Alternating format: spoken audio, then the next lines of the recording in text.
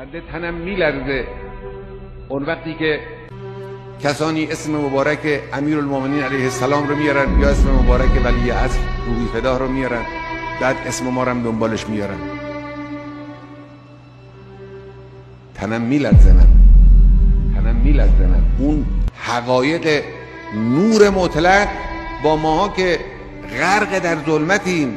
ما گیاه همین فضای آلوده دنیای امروزیم. ما کجا؟ کمترین و کوچکترین شاگردان اونا کجا؟ ما کجا و قنبر اونها کجا؟ ما کجا و اون غلام حبشی فدا شده در کربلای امام حسین کجا؟ ما خاک پای اون غلام هم محسوب نمیشیم.